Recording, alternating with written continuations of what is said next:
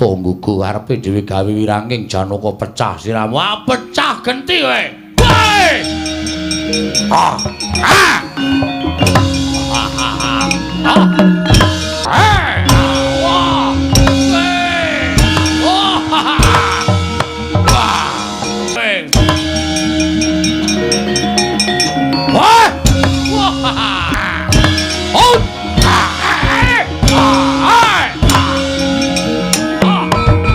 Bani Kyai Senjata Cakra lakon babar jatining wujud parate.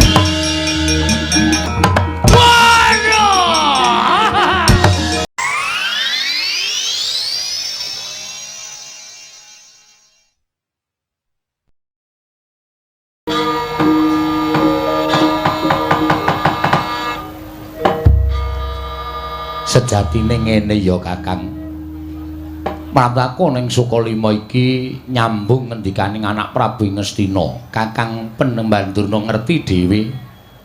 Pendak-pendak Ngastina ngadani pasewakan, pendak-pendak Ngastina ngadani pepanggihan ning parapatan negara Ngastina.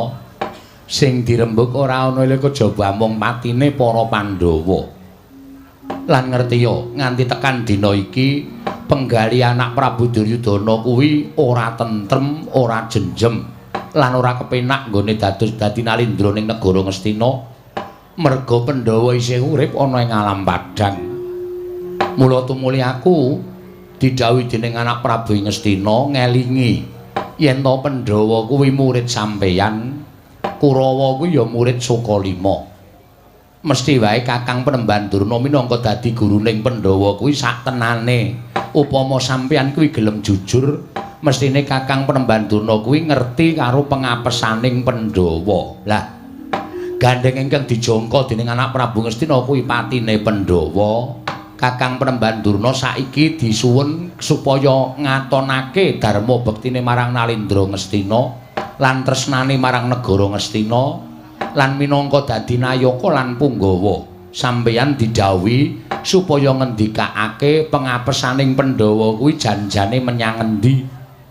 Yen Kakang Penemban Durna wis paring dawuh, mengko sing makarya utawa sing bakal tumandang para sata Kurawa, Kakang Penemban Durna cukup paring pangandikan wae. Merga aku ngerti, sampeyan kuwi brahmana, sampeyan kuwi guru. Ora ana jamak lumaring ngatasé guru kok mentala karo siswane. Jaga marang asmaning Kakang Penemban Durna supaya tetep arum mangambar.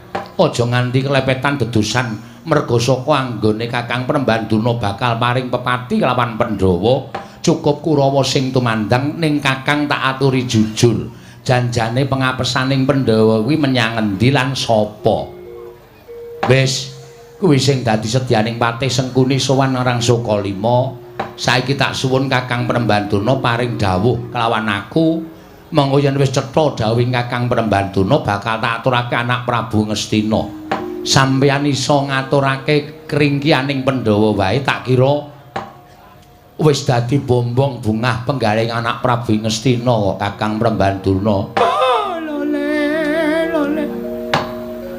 Kenthos waluh gembol manyar-manyar duk ning dungkul wana dadi alas-alas dadi wana. Wah, lah ora ngimpi apa-apa kok dadi lakonku kaya ngene ya Dik Patih. Kok sampeyan dadak paring pangandikan kaya ngoten? Lho, mestine ngoten. Upama kula menika dipun dawuhi munggah gunung yen perlu jegur segara. Upama Begawan Durna menika dipun dawuhi supaya manjing telenging geni sing murup, kula ora bakal wegah, kula saguh wonten menika ingkang dawuh inggih menika anak Prabu Ngastina. Ning sareng sampeyan menika paring dawuh ya Di, panjenengan ngendikake piye to keringkianing para Pandhawa? Oh, jujur wae, mak tratap atining Begawan Durna, mak tratap atiku. Merga saka rumangsaku kuwi dudu pegaweanku, kuwi dudu ing dadi kewajibaning Begawan Durna. Kosek ta. Kok sampeyan iso ngendika dudu pegawean sampeyan? Pegawean kula niku mung mulang para Kurawa lan murang para Pandhawa. Kula menika guru, jarwa dasa ing guru menika iso digugu lan ditiru. Sawenehe ilmu ingkang kula duweni sing tak duweni tak paringake marang Pandhawa lan Kurawa. Wewangsaning kawruh sing wigati lan sing migunani tumraping urip tak paringake marang Pandhawa lan Kurawa. Lah kok dadi Durna kok kon mateni karo murid dhewe nika piye to Dik Patih?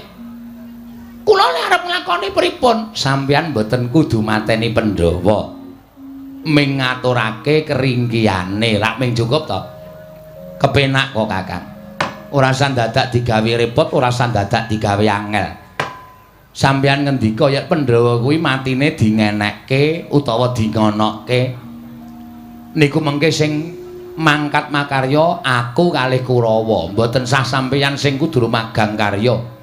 Sampeyan mengendikake seranane Pandhawa mati niku piye? Lho, perkara kula mung ngomong, ning niku dadi jalaran mati ning para Pandhawa. Niku embane kaya dene, kula menika ora mangan nangkane ning gabul pulute. Tegese kula ora tumindak, ning kula nyandang dosane. Niku mboten apik, Dipate. Wis to, sakniki ora usah ngrembug perkara apik karo Allah. Apik karo Allah niku wis ana ket biyen dereng sampeyan wonten ing alam padang niku donya niku entene ming werna loro. Apik Allah bener luput padang peteng bejo cilaka. Pun ngoten mawon. Saiki kok dadak ngrembug perkara apik karo Allah. Sampeyan mangendikake pripun carane? Oh, lole. Niki mboten rampung dienggo lole-lole. Niki sampeyan mang paring pangandikan nek ming lola-lole ngoten niku mengke ngentek-entekke wektu.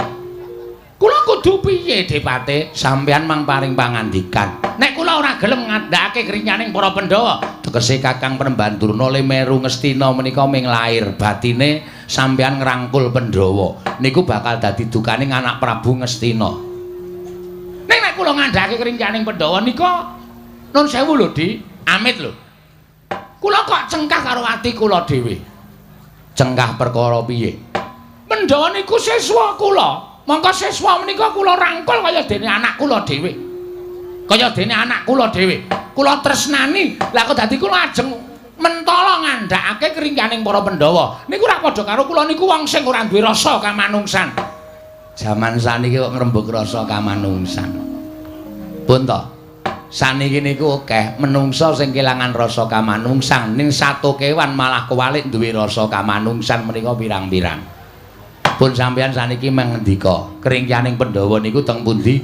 Nek sampeyan boten purung paring pangandikan, kula tak wangsul teng Ngastina, kula tak bali teng Ngastina, apa sing enten teng Sukalima niki arep kula aturke dening Sinuwun Prabu Ngastina. Tertentu panjenengan entuk duka, gedhe-gedhene sampeyan bakal nampa pidana saka anak Prabu Ngastina. Oh, lole meneh. Astaka swala. Nah, mbok ganti. Sila berdobo selalu gembol sumorante hawela. Nah, mbangane lole mbok hawela. Kok menglola lole. Dadi suduk gunting tatu loro. Ha cetha. Nek diingkupke ya ming siji tatune. Oh iya. Nggih, Dipate ya. Pun kula akoni. Kula rumangsa isa mukti ngawi Banyakrawati Mbau Denda kaya ngeten iki. Kaya ngene sing kula rasake babagan derajat pangkat Branda donya Sukalima ora kurang niku saka peparing anak Prabu Ngastina. Mula nek nganti kula menika nyelaki dawuh anak Prabu Ngastina, oh terus Durna niku pancen wong sing ora ngerti rasa matur nuwun karo sing peparing kalian kula. Nah, rak ngoten. Tegese kula wis ayem sik. Le diutus dening anak Prabu Ngastina niku kula entuk gawe. Pun mangendikake kringyane Pandhawa niku enten dumunung enten sinten? Puntadewa, apa Werkudara, apa Janaka, apa kembar? Nek miturut kula, kringyaning Pandhawa menika nuwun sewu mboten wonten, Dipate. Sik to. Kok mbon ora ana pripun? Lho, nyatane ora ana. Dijukuk saka pundi mawon? Cobi. Ternyatanipun nuwun sewu. Pandhawa menika urip ning alam padang menika ndarmakaken gesangipun kagem kesaenan. Tetulung marang sak pepadaning urip sing ditindakake dina-dina karo Puntadewa sakadang anak kula para Pandhawa menika namung dedana dhateng sesaminipun agesang. Paring sandang wong kawudan, paring teken wong lunyon, paring payung wong kudanan, mongko tanpa pamrih. Jagat menika ngantos kebrebeken ngantos kumandange dhateng para Pandhawa.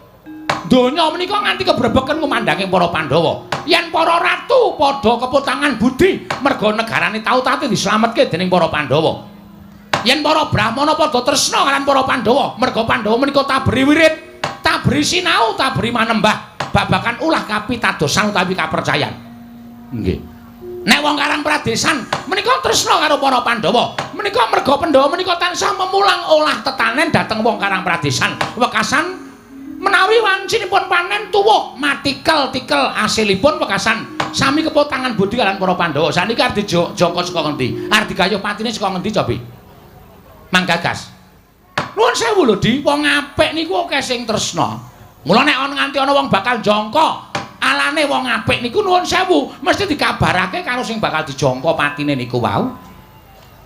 Mula nek cara kula sampeyan arep jangka patine para Pandhawa niku aja kandha sapa-sapa, merga ketoke wong niku mungsuhi karo para Pandhawa, ning jebul keput tangan budi karo para Pandhawa. Wekasan ngerti nek sampeyan bakal mateni para Pandhawa terus dilaporke karo wong niku wau. Lah konangan. Wekasan Pandhawa wis tata-tata samapta gati sawegaing diri. Gawe tameng supaya ora iso dikrenah patine. Lho niku nggih mboten? Ah, sampeyan niku nuwun sewu arep mateni Pandhawa kok dadak omong kono-kono. Aku arep mateni Pandhawa, arep mateni Pandhawa. Aku nangan. Nek kira-kira arep gawe tumindak ala menika aja omong-omong, meneng mawon. Terus dijangka karo sing ajeng dikrenah sindrakane niku mboten sah diomongke karo wong kono-kono. Ning mboten wong Kurawa niku watake umuk, Kurawa niku watake sombong, Kurawa niku anake sesongaran. Nek arep duwe gawe, arep jangka gegayuhan mesti dikandhak karo wong kono-kono. Men dikira wong gumendhong, men dikira wong waelok. Nggih. Nggih pripun? Kandhane kok nggih. Terus saniki kula tak takon. Pun ngeten mawon, nek Pandhawa 5 niku ora ana ringkihe sakniki kula tak takon, Puntadewa niku ringkihe wonten pundi? Mboten wonten keringkihane Puntadewa. Merga Puntadewa niku jenenge wis Puntadewa. Punta menika luhur, dewa niku wis ngarani. Keluhurane Puntadewa niku ngungkuli para Jawata. Merga tumindake apik. Nggih ta? Tumindake bener, tumindake becik. Ngoten. Sapa sing ora keput tangan budi karo Puntadewa? Mula Puntadewa niku nuwun sewu. Klebu sawijining ratu sing disebut Getihé Putih, merga saka sucine lair lan batine, ati lati makarti nyawiji menika Puntadewa. Aja kok bondo donyane dijaluk karo wong liya. Nuwun sewu, nadyan derajat pangkat Kanalendran dijaluk karo wong liya, Puntadewa ikhlas. Aja kok derajat pangkate Drupadi bojone dijaluk wong liya diwenehke kok. Aja kok bojone pati uripe dijaluk karo wong liya wae diwenehke. Niku Puntadewa. Mula ora ana wong sing sucine ngungkuli Puntadewa. Nika nek pun nesu medeni. Nika gadah wujuding kalung sinebut kalung robyong. Nika nek kalunge nganti senggol kali Puntadewa, wah, nika dadi brahala gedhe banget niku sing pengburi sampeyan niku. Nek ming ngemplok sirah sampeyane pisan. Nggih. Mengkaya sate kere. Puntadewa Werkudara. Werkudara ya ora duwe kelingkihan. Werkudara ya ora duwe kriyan. Niku arep wong agal, growal-growal ora iso basa, ora iso ndodhok, ora iso unggah-ungguh, ora iso tata krama. Ning sapa satra sing tau ketemu karo dewane dhewe? Mung Werkudara. Saka sapa? Saka. Iya. Percaya aku. Lho, ngelmu kasampurnan ngawuh panunggal, sastra cetha paripurning wangsit, sastra Jendra Bangruwating Diyu menika Werkudara kagungan. Arep wong gedhe dhuwur kaya ngono kae, wong kasar kaya ngono kae, ning wong iki nyebutake atine ngrawet ngungkuli jejaroting asem. Mula atine lembut niku Werkudara. Tur kagaduhan kekuatan ingkang gegilani. Sapa ta sing arwani karo Werkudara? Kurawa 100 niku mlumpuk kabeh genjot karo Werkudara. Nek ra mutar mbok kula delok wonge. Janaka saya meneh nika larange jagat lancuring bawana. Lha materi Janaka ajeng cara pripun? Ajeng mangpateni ajeng mangobong dewaning geni niku maratuwane Janaka. Ngerti mantune mati diobong duripke meneh. Ajeng mangpateni cemplungke segara dewaning segara niku maratuwane Janaka. Ajeng mangpateni mang pendem dewaning bumi maratuwane Janaka. Mudhar ora kowe? Susah to pikiran sampe? Nggih. Angel nggih. Angel, mula rasa digarap. Senengane kok. Ning nek liyane Pandhawa niku apa ya ana sing bebetengi Pandhawa? Lho, wonten Depate, wonten. Sapa? Siji Natandrawati, loro Semar Badranaya. Sapa sing arep ngungkuli kekuatane Natandrawati? Menika panjalmaning Wisnu, dewa sing tukang nentremke jagat. dhewe sing tukang ngandum kabagyan niku Bathara Wisnu manjalma sajuga angganing Nata Ndarawati. Mula Nata Ndarawati menika nuwun sewu. Menika angel dijangka kringkianipun Nata Ndarawati. Merga lantip panggraitane panjenengane isa weruh lelakon sing dheweke ora ngerti, panjenengane isa weruh lelakon sing bakal kelakon. Panjenengan ajeng jangka patining Nata Ndarawati wis pirsa dhisik. Lho, Sengkuni kok kurawane arep mateni karo aku. Utusan karo wong-wong supaya nyegat laku sampean. Angel dijangka Dewate. Sulit. Sulit niku asu jengkelit. Angel. Nggih. Terus sijine liyane Nata Ndarawati, Semar. Kula kok ketontok Pak Duka wae pidato mling-samlingse kok. Sumambrah. Pidato kok digatekke lho. Semar Badranaya. Lho, Semar menika arepa midrajate ngaceplik 8 sauda 3 saurupan. Mung wong batur saumpamane. Ning Semar niku kekuwatane ngedape-dape. Mula akeh sing padha nyebut pusaka bisa kandha jimat sing bisa ngucap niku Semar Badranaya. Jaman rumiyin Semar diboyong dening sinten kemawon. Saking negari Pancawati kepengin boyong ora iso, saking negari Ngastina kepengin boyong ora iso. Tumuli Semar nemtokke urip enten negari Ngamarta. Lah, wiwit dinten menika Pandhawa tansah luput senjata tawa tegesipun dipun jangka patinipun dhateng sinten kemawon boten saged kasempatan menika awit kekiyatanipun Semar Badranaya.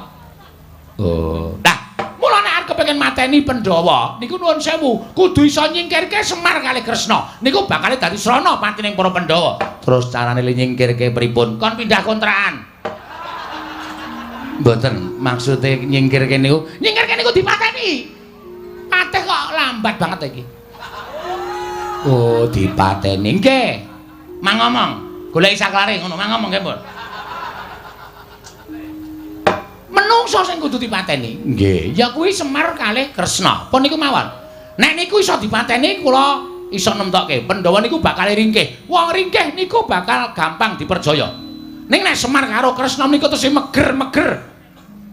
Tesih cetha pocapane, cetha panyawange nggone nyawang glaring jagat esem bulan. Wah, taunana windanana. Nadyan dijangka kaya ngapa bebasan sampeyan njaluk bantuaning dewa. Mboten iso bagi patining para Pandhawa Dipati Sengkuni. Sigra-sigra yen permana kanca sigra ngrakit nawang sesangka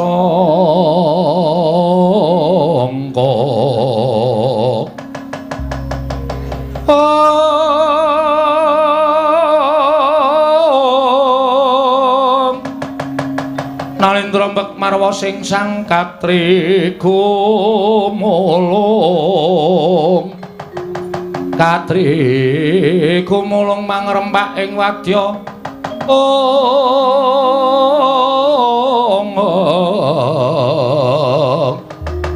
Urdha-kura reka kiri-kiri Prananggana magawe gelar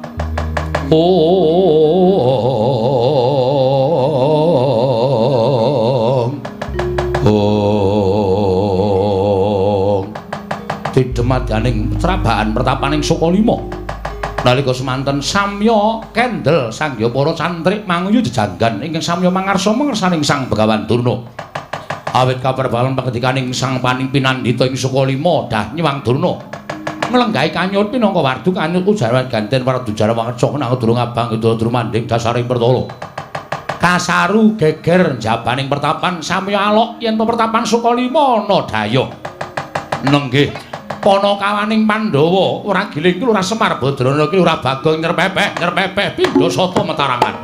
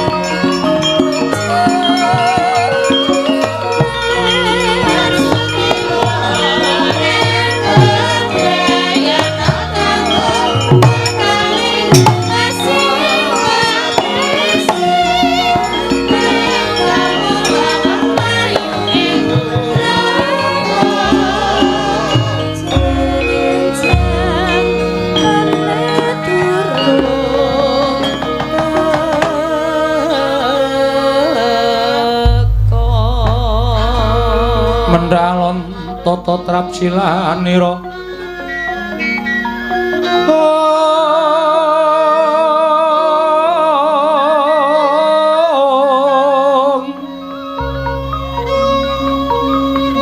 ngajamaken astanira kalih astanira kalih pisan yen ngandika magawe apranta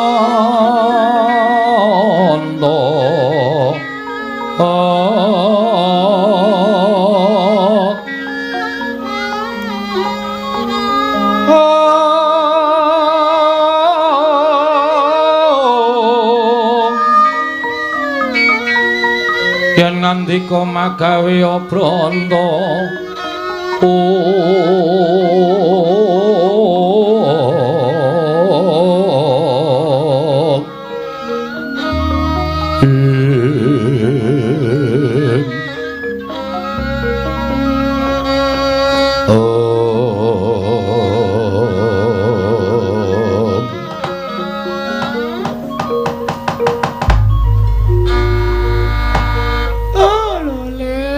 kentos walu gembol manyar-manyar neng dungkul wana dadi alas-alas dadi wana. Depate, pripun? Gawe kaget ati kula tak kira ana cantrik ingkang sowan. Lah iki ora mangling rak Bagong to Dipate. Weladara. Iki kok aneh temen. Ing atase Bagong kok sowan ning Sukalima. Ning ati-ati lho, Kang. Bagong kuwi wong dugal kewarisan kuwi anake Semar. Mula nek nganti mengko Kakang kuwi klera-kleru le paring pangandikan gedene nyocok atine Bagong. Oh, aja takon dosa. Bocah kuwi arep kaya ngono nek nesu ngilani lho, Kang. Mula tak gawe ati-ati ya, Di. Iya, sing ati-ati wigatine apa? Gek timbalono kok malah merem-merem kok malah turu bocah kuwi. Oh, mana kawan Bagong gawe kaget. Atiku dene kowe sowan ana ing Sukalima, janur gunung kadingaret. Monggo adat sabene kowe kuwi ora nate sowan ana ing Sukalima. Bagong kowe padha raja sak praptamu. Kono kawan. Pangestunipun Penemban Durna tansah winantu ing kabagyan sowan kula tebih saking Sambikala kepareng kula ngaturaken sembah sumungkeming pangabekti kula konjo. Oh iya tak tampa. Pangestuku tampanana ya Bagong. Kula pundi nggo jimat paripe ndayan ana ing kasantosan. Oh Dipate, sajake rada lerem atine kok. Basane ya genep tata kramane ya unggah-ungguhe. Iki lagi pertama. Engko saya suwe ya saya sakarepe dhewe aku kuwi kulino karo Bagong. Bagong Padarareja sak praptamu. Ate Sesuki. Lah ra tenan. Sengguna lali Sengkuni winantu ing kabagyan sowan kula kepareng kula ngaturaken sembah pangabekti kula konjur kena Pate. Iya Bagong tak tampa pangestuku tampanana. Kula pundi nggo jimat Bagong Padarareja sak praptamu. Ndara Satama? Iya. Wilujeng Ndara bekti kula konjo. Iya, pangestuku tampanana. Nggih. Keng ibu pundi? Hus. Ngandel ora. Wis. Meng kepengin kangen Tahu tak nggo balapan jaran Wis, ngandel ora. Oh, Bagong kowe aja kebangetan ya, Bagong. Iki mapan ana ing Sukalima. Mula kowe kudu nganggo tata krama. Mekaten inggih Penemban. Kowe ana wigati apa? Apa sok wigati saka karepmu dhewe apa diutus karo bapakmu Semar? Sowan ana ing pertampan Sukalima lah kok dadi mengijen tanpa ruang. Nuwun sewu Penemban. Kepareng kula nglairaken dhateng gegembolaning ati kula. Lho, lah kok dadak sowan menyang Sukalima? Apa ora pantes kowe sowan menyang negara Ngamarta? Niki pancen pun dadi lenging ati kula. Kula kepengin sowan wonten ing pertapan Sukalima. Awit kula ngertos Penemban Durna menika mujudaken satunggiling guru maha guru. ingkang saestu lantip panggraitane. Sedaya sami mestani nek Durna niku ala, Durna niku elek, niku jane ora nyata, ming fakta. Anu napa? Niku ming napa jeneng kabar burung sing boten wonten nyatane. Ning tumrap kula Begawan Durna menika satunggiling pandhita ingkang lantip panggraitane tur tresna dhateng siswa-siswanipun. Buktinipun ndara-ndara kula Pandhawa nalika alit dereng saged napa-napa panjenengan kula wentah dados siswa Sukalima saniki sami lantip panggraitane dados pitataning satriya punjer-punjering para sinatriya piye iki mau kok turah omong-omongan kalimate wis kentekane mula kula pitados nek Begawan Durna niku pancen satriya linuhung linuhur linuwih Ndara Janaka saniki dadi wong sing pinter manah nggih ta beberapa kejuaraan disabet semua pialanya niku awit panggula wentah sampean iya pancen Janaka kele mulang manah aku terus saniki Ndara Werkudara duk nalika pados banyu degan banyu suci Perwitasari ya tirta pawitra mahning suci niku sampean sing maringi jaman golek ngelmu kasampurnan kawruh panunggal sastra patri cetha sastra cetha paripurning wangsit sastra jendra hayuning rat pangruwating ndiu niku sampean nggih peparing terus sampean didhawuhi supaya nyemplung wonten ing samudra Ndara Werkudara nurut kalih dawuhing Begawan Durna wekasan ketemu kalih Dewa Ruci terus paring tirta pawitra maning suci kaya ngoten kok wong do ngandani nek Begawan Durna niku eleke nggon ngendi kula tak takon asline sampeyan niku suci asline sampeyan niku pendhita asli mboten kok pendhita mbiyeh-mbiyeh kaya sing kondang sakniki niku wah Depati mangrungokke niku bakal iso njunjung derajat kula mengke riyen to mengke riyen ampun bombong atine sik ken neruske ature ken neruske terus wigatine kaya apa nah sowan kula menika penemban kula menika estunipun nggadahi raos susah ing batos merga kawontenan dusun kula menika sampun boten kanten-kantenan kawontenan desa kula desane Bapak Karang Kadempel menika sameneika sampun boten tentrem sampun boten ayem sampun boten rukun langkung-langkung wonten menyebarnya nggih menika gosip virus corona niku membuat resah para penduduk desa wekasan wis pokoke padha nungsang puyang gudel bingung gregeten kula tuku dayaju mbangane corona ngandel ora saya suwe rak saya ora cetha to kok sik Bagong kuwi aja ngawu gawar ngawur terus piye nah terus kula niku jane kepengin bangun desa kula supaya pulih wong niku padha ngerti marang ketentreman ngerti marang kerukunan lan ampun gampang disok-sok karo napa niku pawarta sing saya gawe memedhi tumraping para kawula srana kula kepengin bangun desa ning kula ngertos wong ajeng bangun desa niku mboten mung agalan tok tegese ora mung kekuatan lahir tok ning muga kekuatan batin nah mula saking menika dinten menika menemban kepareng mboten kepareng kula badhe suwita dados siswa panjenengan kula dados cantrik panjenengan lan mugi paduka Sang Maha Guru kula keparenga maringana wejangan ngelmu kekuataning batin tumraping kula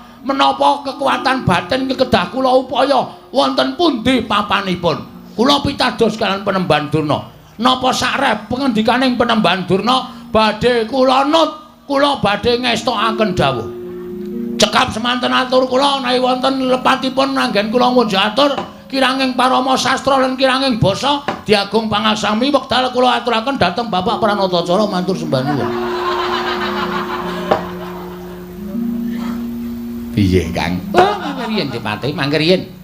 Niki wonten srana ning sampean mang-maneng mawon. Oh nggih. Lho, kok sik Bagong? Lah musuhe to karo Begawan Durna kuwi apa lahir batin? Serius. Lahir batin. Bumi langit dadi paseksen. Menawi ngantos kula mangke niku antaraning ati lan lati kali ati ora nyawiji sampeyan mangesotke kula. Mangsotke Bagong kere sak lawase. Kula kinten ket biyen kula nggih pun kere. Yen pancen kowe lahir batin bakal tak udaneni. Jernyatane yen pancen Begawan Durna kuwi nampa siswa ora milah-milahke siswa sing duwe derajat pangkat, siswa sing sugih apa sing miskin, nanging bakal tak tampa lahir batin nggonmu swita karo aku. Estu penemban, tenan Bagong. Oh lah nyenengake matur sembah nuwun nika kula nggawa gula teh. Oh iya. Menika diaturke sakniki napa mengke? Mengko wae gampang. Nggih. Engko ndak kowe kabotan. Wenting kok. Wong mung seprapat-seprapat.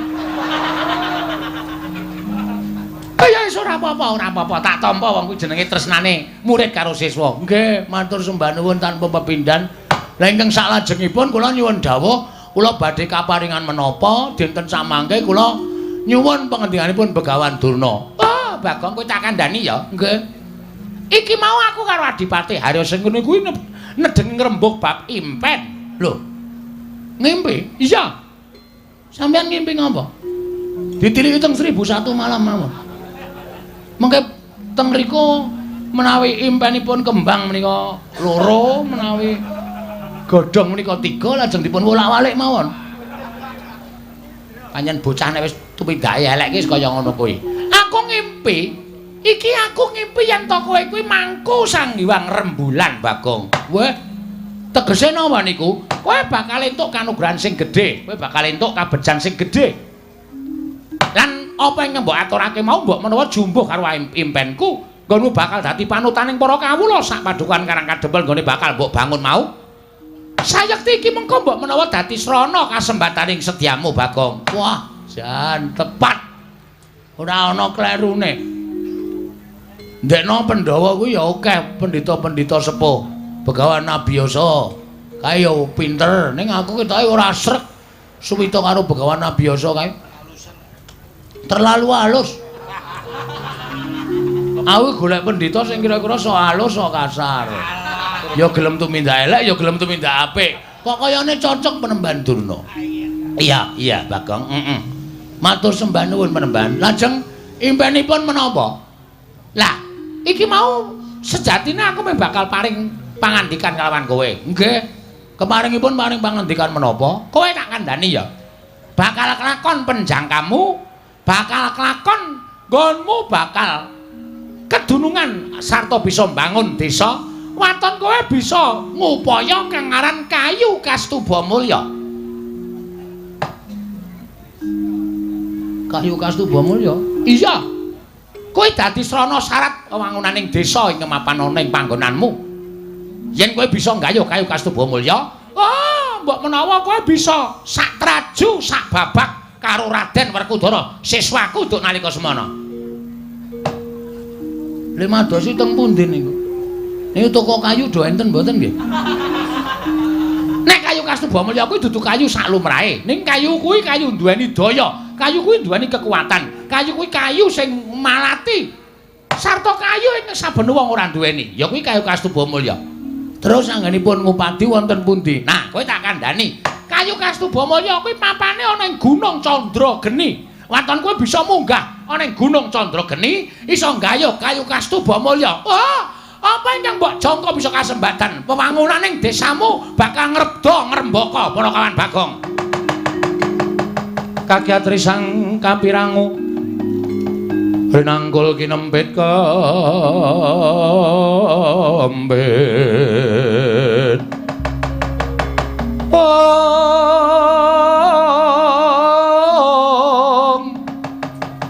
Dosang reknaning bawana ya si tukang walang ati, ya si tukang sing tias ya situ kang kutu kering ing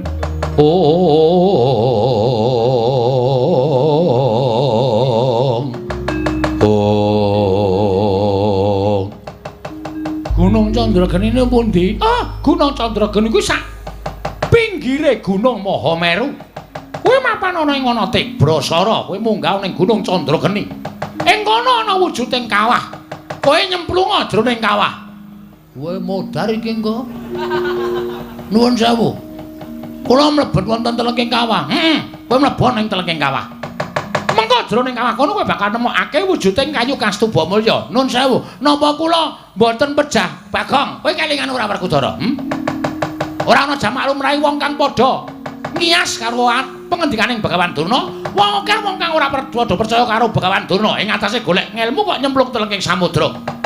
Nanging ngelmu kuwi papane menyang endi papan wae. Waton percaya kowe karo gurumu mesti kowe bakal entuk ngelmu. Kowe entuk ingkang mbok jangka, kowe entuk ingkang bakal mbok gayu.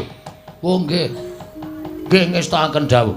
Nek wis mantep ya mantep, yen iya ya iya, yen ora ya ora. Yen wani aja wedi-wedi, yen wedi aja wani-wani. Kuwi kudu mbok cekel sing kukuh bako. Nggih, siap. Wani ora? Wonten. Nek nyemplung kawah wonten pun mboten napa-napa. Kula urip ya mung doyak-oyak dep kolektor kok. Lha wong kula nyemplung telenging kawah malah entuk ya kelakon mulya, ora entuk ya modar teng mriku mboten napa-napa. Oh, bagus. Yen pancen kaya mangkono kowe mangkat to. Dina iki dina ingkang prayoga. Dina iki wektu ingkang apik tibane ratu yen napa engko gayuh bakal iso kasembadan. Nune nggih ngestaken dawuh. Nyuwun pamit penembahan matur sembah nuwun ya sampun paring ilmu kalian kula. Oh iya Bagong wis ora dadi ngapa. Ana ki ana partai kula nyuwun pamit. Ya Bagong sing ati-ati aja kaya bocah cilik. Ndara Satama kula nyuwun pamit. Ya Bagong sing ati-ati aja kaya bocah cilik. Nune nggih. Sampun nggih penembahan. Oh iya Bagong tak sangoni puja sesanti. Nereng sambi kala sak laku jantramu. Muga-muga kasembatan penjangkamu. Nyuwun pamit tambahing pangestu sing ati-ati aja kaya bocah cilik Ponokawan Bagong.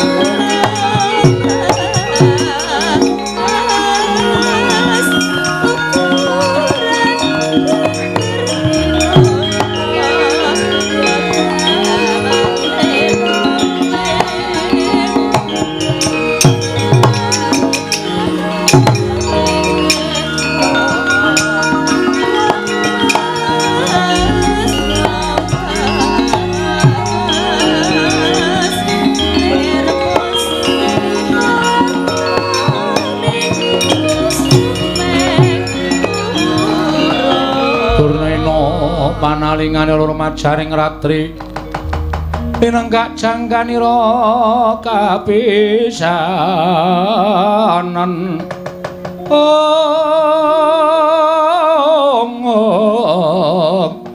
aning perang Bratayuda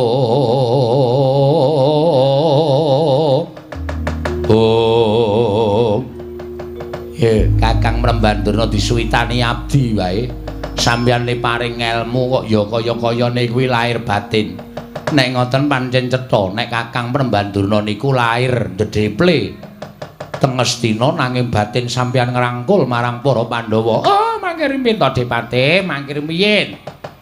Sampeyan niku nek mboten ngerti niku mang takon aja sok nemtokke manut karo ati sampeyan dhewe kok ndak ora apik kedadeane.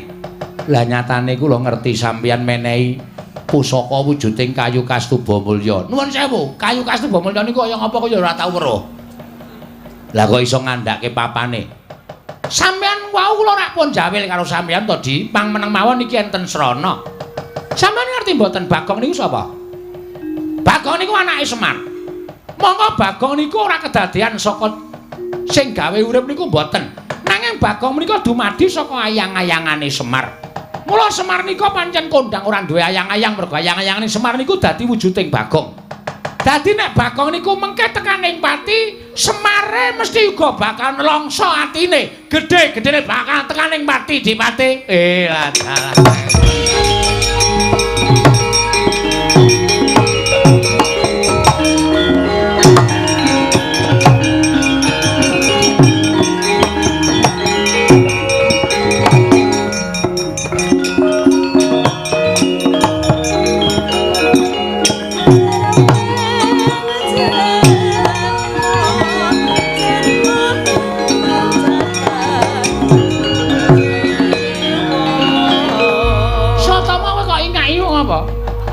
Bola-bali nek Ponokawan edan le mlaku medal Jawi kala wau mepet kula jebul sambi nyopet dompet kula. Wah, lah KTP barang ilang. Sin kok sin. Barang ilang wis Bagong iki nek pancen kon kaya ngono ya printere ra jamak-jamak. Pancen arep mlaku adoh mula tumuli golek sangu kok nyepol dompete wong liya. Oh, Depate, pripun? Bagong munggah wonten ing Gunung Candrageni ora ana ing bakal bisa bali urip. Mesti bakal tekaning pati. Nggih, kula ngaturake panuwun. Lah, kejaba saka niku gandeng kula wis menehi dalan. Mula sampeyan ya kudu makaryaning ing abdi kepatihan pripun Kakang Mrembanduna. Kurawa mangketake Bagong dilimpe ning dalan, pateni teng dalan. Upama mengko munggah Candrageni Bagong ora tekaning pati, ning nek Kurawa melu gawe srana pati ning Bagong niku luwih becik lan luwih prayoga. Oh nggih, ngestakaken dawuh. Nek ngoten kula tak medal njaba, kula tak ndhawuhi para sata Kurawa laku dedemitan. Yen perlu Bagong dilimpe dipateni. Pun ngoten mawon. Bagong mati Semar pepes ora duwe kekuatan. Semar mati Pandhawa ringkih. Mateni Pandhawa angel mijet wae nganti suwe banyu sinaring. Kula nyuwun pamit Kakang. Nggih, ngatos-atos Di, ngatos-atos.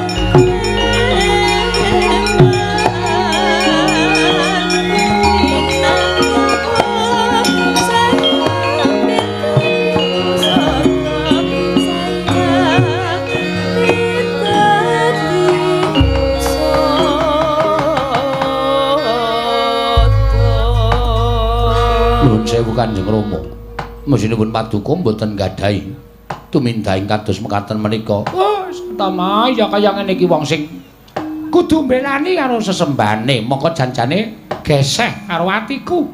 Nek ya wis ben ora apa-apa, wong nyatane aku ya mung dadi srana. Wis mengko perkara dosane tak tanggunge. Iki kabeh mung goleke kamukten kowe ya Ngger Satama. Nggih, ngestaken dawuh. Kowe dadi sawiji karo para sata Kurawa yen perlu bisa gawe srana patine Bagong. Lho nggih, ngestaken dawuh. Bubarna para cantrik mangyu dijangganke padha mangarsama. Pun bapa wong atuamu nedya manjing telenging pertapan. Lho nggih, ngestaken dawuh Bapa Penemban. Kaya wis ora ana dawuh maneh Ngger, anak Wasatama. Purna gati ning pananggilan. Sang Pinandhita arsa kundur kedatun jeluk saking dampar kencana kinampit gambaran gading. Kadhiraken sanggaring Perumbahan Cedi manggung ketanggung Jaka Paloro ing sami ngambil pacaraning keprabon gawis tinggal saking Mandura tindak Nyosri Naranata lamun ngatinon saking Mandura kaya tansah katon bebayaning marga.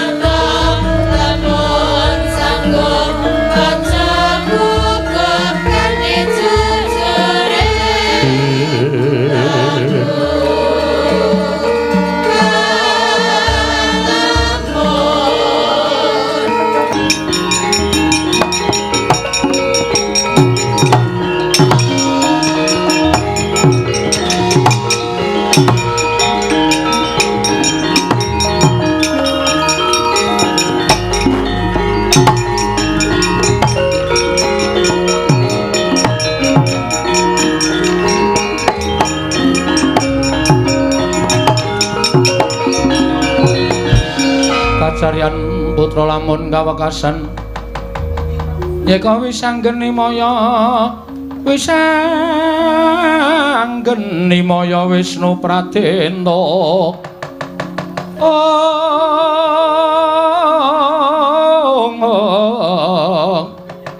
wis anggeni maya Wisnu Pradenta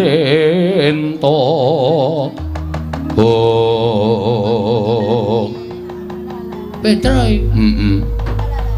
ngapa kowe ngadangi lekku mlaku tru Gong kowe tak takoni kowe jujur jarine bojomu tak takokke nek kowe lunga saka ngomah heeh kowe pamit karo bojomu arep meguru karo Begawan Durna iya to heeh Gong piye akeh guru akeh pendhita sing apik sing ampuh ning kena ngapa kowe kok milih Begawan Durna Pendhita Durna kae ngelmune ngawu gawar ngawur. Nek nganti kowe engko entuk ngelmu sing nyengsarake karo uripmu, sing kapitunan ora mung kowe, ning aku gareng karo Bapak Semar melu ngrasake. Mula janjane aku diutus karo Bapak supaya nyusul karo kowe kon bali ning Karangkadempel. Aja meguru karo Begawan Durna. Truk, apa? Aku ndek niat bangun desa.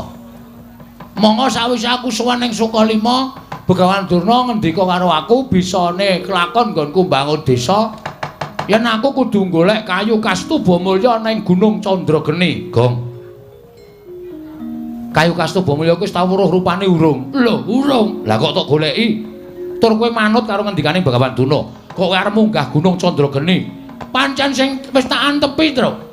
Jarene Penemban Durna nang kono engko ana kawah. Nek aku wani nyemplung kawah aku entuk kayu Kastubamulya, Gong.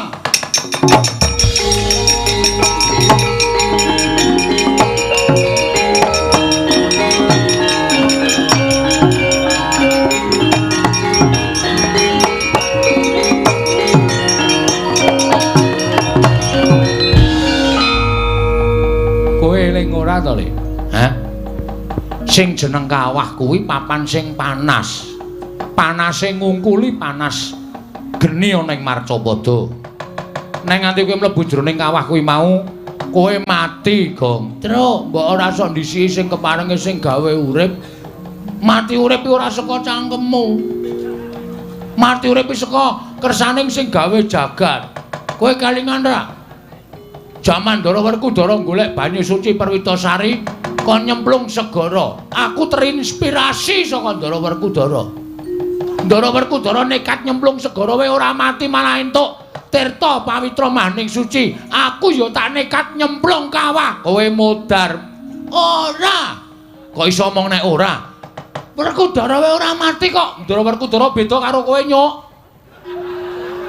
Suwe-suwe mangkel aku ngandani karo kowe iki. Minggir ta wae ora usah ganggu kekarepanku to. Kowe lunga. Ya wis ning ngene wae. Nek pancen kowe ora gelem tak jak bali ngene wae, Gong. Yo tak ewangi yo. Piye carane golek ning aja nyemplung? Ora aku arep tetep nyemplung, aku ora ngadus barang dasare. Aku arep nyemplung, ora sah, rasa nyemplung goleki saka dhuwur, munggah Gunung Candrageni ya kena. Ning digoleki saka dhuwur. Ora, wis to kowe mulya. Kowe mulih ora? Kowe ora mulih salin perkara karo aku lho. Ora ana kakang, ora ana adi lho iki. Gong, ora edan kowe. Ora edan iki serius aku. Gelem mulih ora? Ora gelem mulih. Aku tegel karo Petruk. Kowe wani wae karo aku. Lho. Sing tak wedeni apamu aku nek kaya ngene iki ora wedi sapa-sapa, Tru. Aku nek wis katokan abangan iki wis nekat. Ora usah dadak pisan-pisan kowe dadak ngridu lakune Bagong. Gong, aku njaluk karo kowe mulya tenan, Lek. Nek ora gelem mulih aku meksa karo kowe. Nek kowe meksa karo aku, salen perkara karo aku ana Kakang Adi gelut. Aku mau nek kon gelut karo kowe. Nek ora gelem mulih, nek ora mulih ya wis, aku ning ngemoh tae wangi tro. Gong! Gong!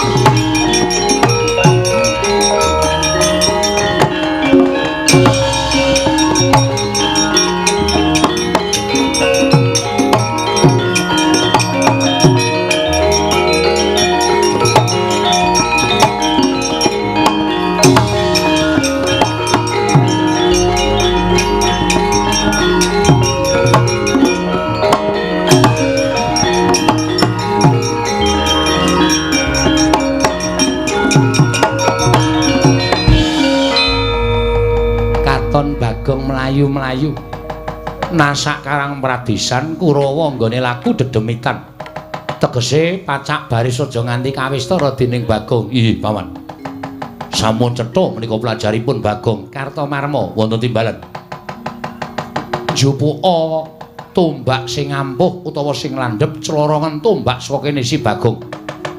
Yen Bagong kena tombakmu tekaning pati ngendikaning Kakang Premban Durna, Bagong kuwi nyawane Semar. Bagong ki ayang-ayangane Semar. Yen Bagong mati, Semar mesti melu tekaning pati.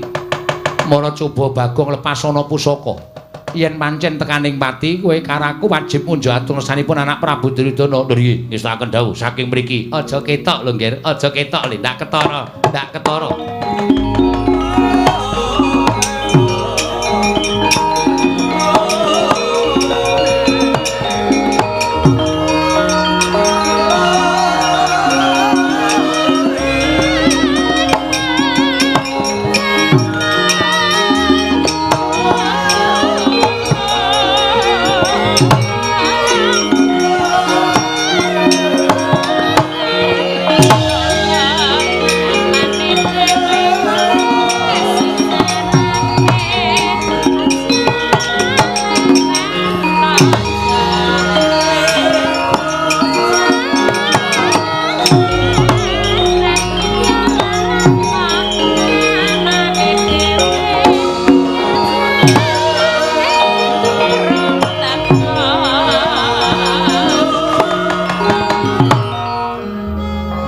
Kaya kilat kesit pindha tatit lampahing pusaka ing dipun pasaken dening Sang Kartomarma. Mawi daya kemandhen mila plajari datan kasak netra. Kilura Bagong datan Prayitna. Kenging dadane nalika semanten konta kaprapal kendang kapracondang mbuh tibane wonten pundi papan dununge. Kagiat Kilura Petruk kantong bolong nyuwurupi kawontenanipun ngerahi Kilura Bagong.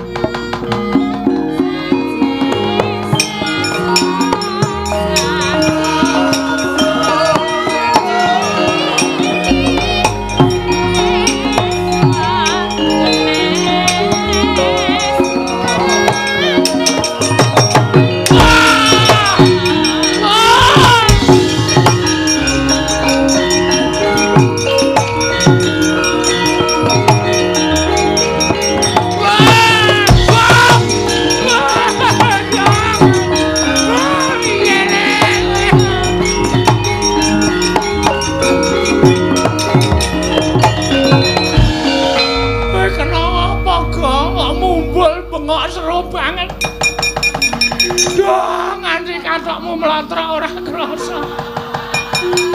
Wong kontal ngobokonge telos-telos. Gong kowe kena apa? Pak, Bagong kesonjo boyo, Pak.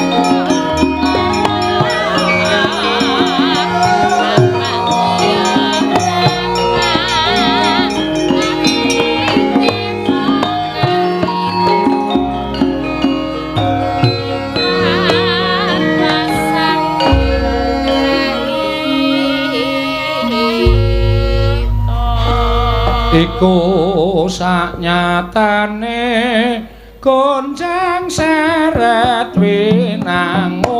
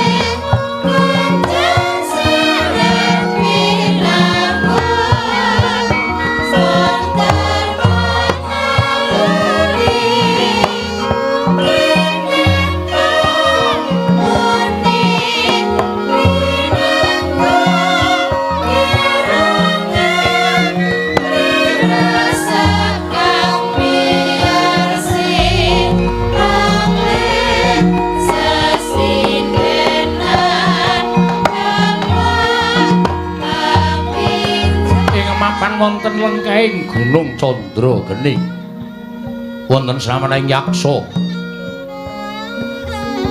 ing mapan wonten ing wana mila sinebat buta alasan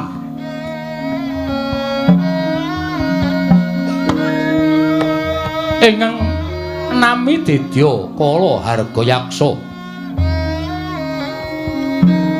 sawetawis tinanggena jagi wonten ing wana lengkahing Gunung Candrageni sawetawis Sang Harga Yaksa sawetawis wekdal datan pikantuk tedha krana telasing sato kewan ing mapan wonten ing lengkahing Gunung Candrageni mila katingal lenggah atenger-tenger kaya pepes bayu kang tapis kaya ora duweni kekuatan krana sawetawis candra datanan nedha sato kewan piwak angunjuk toyaning sendhak krana mangsa ketiga satemah asatoyaning sendhak dadi bingung-bingulungan ing cipta Sang Harga Yaksa meminta dhateng panguwasaning dat mugi pikantuk menanging dawata sageta pikantuk tedha wonten ing madyaning wana lengkahing Harga Candrageni dadi kumangkono jering pangandika Sang Yaksendra ingkang dereng kababaring lisan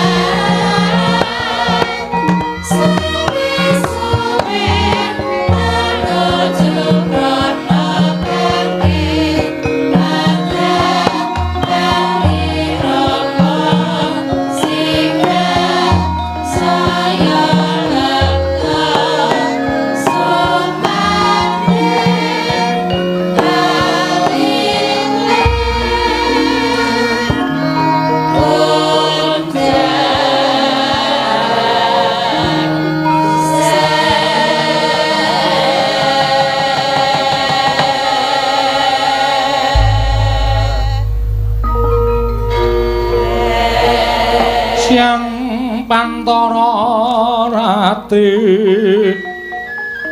among cipta pukulun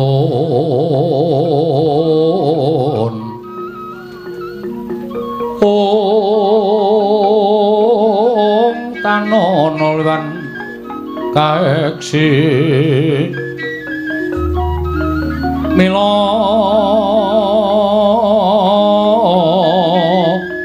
katur kang cun domane Om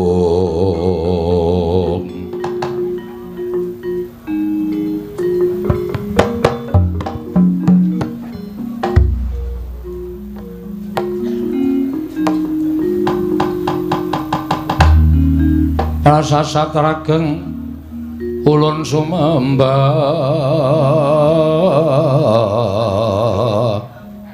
ing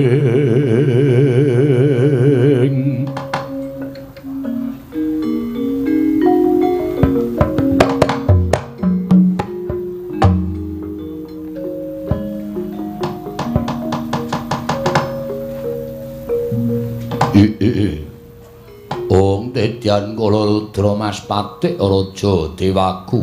Oh ladala. Nganti bersasat kaya wis ora kuat ganggonku njumangkahake suku. Ngrembiyake asta.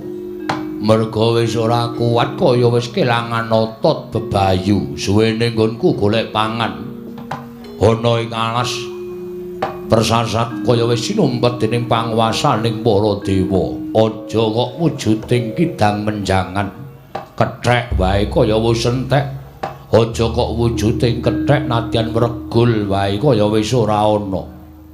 Dumadakan ketiga ngerak angagak-agak. Tetesing banyu dan ora teka. Mula sendang-sendang padha asat. Pendak esuk nggonku golek tetesing banyu embun supaya isa nelesi marang tenggok nanging ewadene kaya sinumpet dening panguwasaning dewa. Oh ladalah. Lah apa ten bakal tekaning pati aku mapan ana ing alas kene. Yen to nganti durung ana tandha-tandha bakal teka panganku saka kemuraning para Jawata.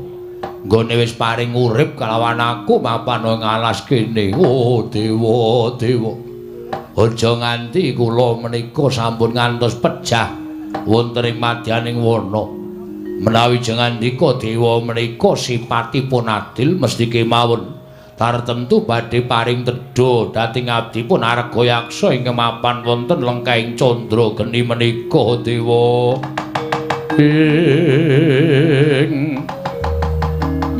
Rikat lampahing rata tanpantara prapteng sukuning Arga Iram kang tumingal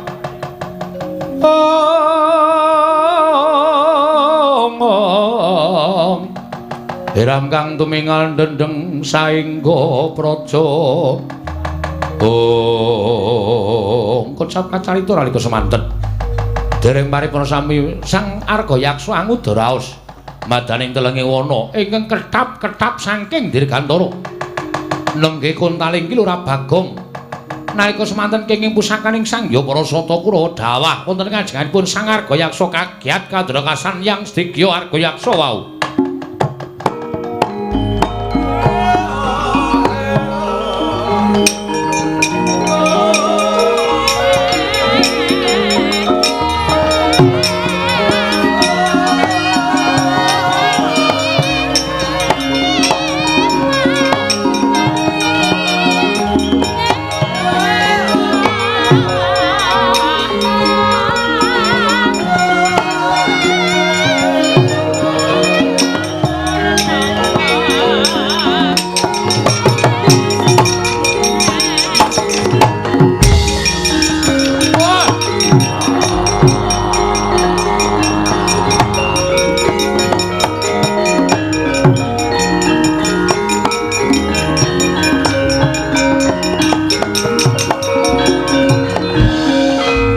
patrisang kapirangu pinangkul kinempit-kempit dosang regnaning bawana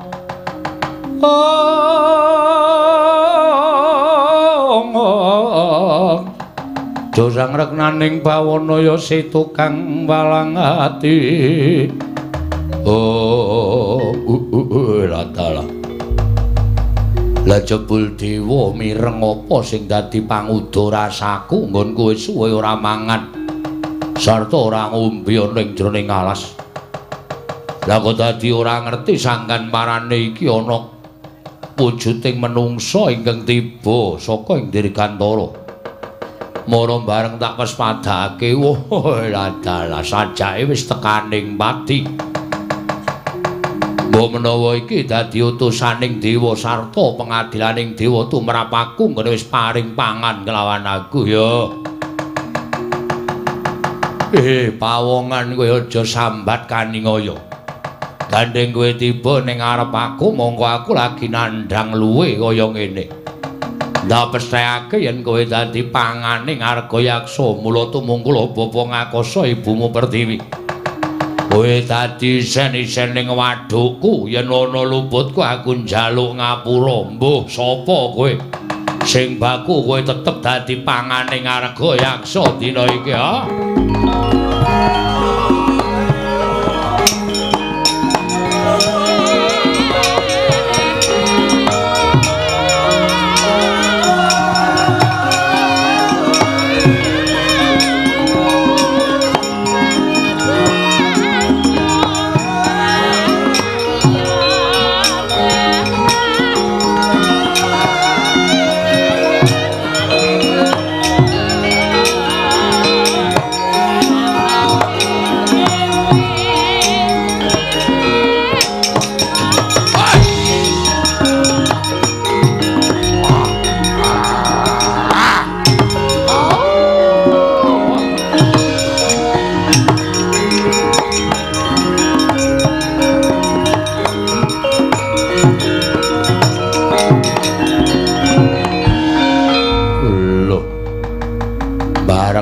Tak pangan kok tangi. Aku ini harus dipangan tangi.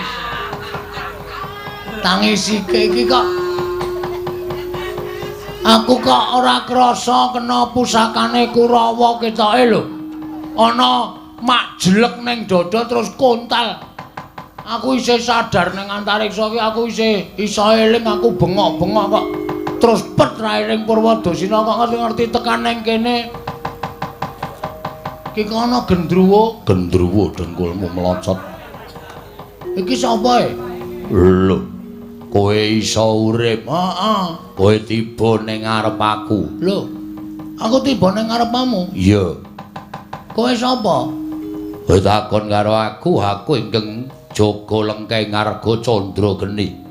Aku Arga Yaksa. Arga Yaksa. Kowe sapa? Aku Bambang. Tenan apa piye? Kudu, Ding. Sapa? Joko. Wah, sing tenan sing ngendi? Ora, aku Bagong. Bagong. Bagong wong saka ngendi? Aku saka Karangkadempel, anake Semar. Anake Semar. Heeh. Ngopo kok tiba ning ngarep aku? Niatku arep munggah ning Gunung Candrageni. Aku sing jaga Gunung Candrageni. Nah, gandeng kowe sing jaga Gunung Candrageni. Aku njaluk palilamu ya, Arga Yaksa. Njaluk palilah piye? Lilanana aku tak munggah ning Gunung Candrageni. Sik. Kowe arep golek apa ning Gunung Candrageni? Aku nampa dawuh pangandikaning guruku. Gurumu sapa? Begawan Durna.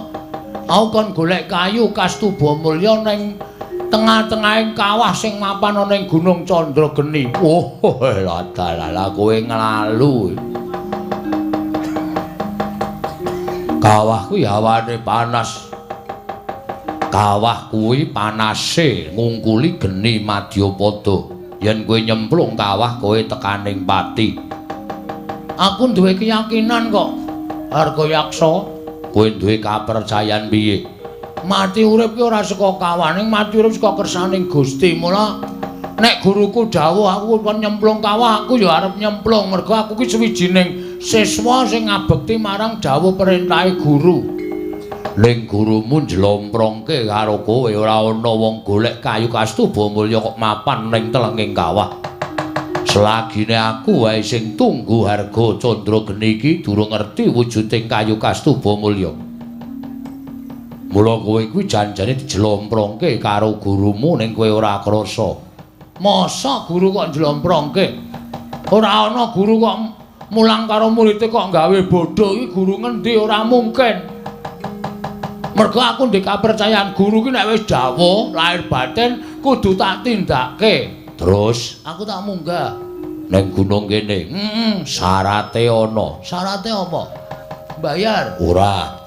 Aku ora butuh duit. Terus aku kudu kon ngapa? Waton kowe iso ngalahke aku, kowe kena munggah Gunung Candrageni. Piye kira-kira kowe wani karo aku apa ora? Yen kowe iso ngalahke aku, kowe munggah Gunung Candrageni. Yen kowe kalah karo aku, kowe dadi panganku tak lebokke ning wadhuku. Waduh. Wah, berat iki. Aku mungsuh kowe. Iya. Nek iso menang munggah gunung, yen ora iso menang kowe tak dadekke panganku. Wis ngene wae. Pangane dadak gedabikan kesel. Aku perang karo kowe, nek kowe kira-kira ngelih, ning asli kowe ngelih. Iya, wis 3 sasi aku ora mangan. Wah, edan. Ah, nek aku wis modar aku kowe. Aku 2 jam ora mangane mae. Terus aku panganen wae. Lho, kok kon mangan piye? Mangane dadak gelut tur aku mesti kalah mungsuh kowe.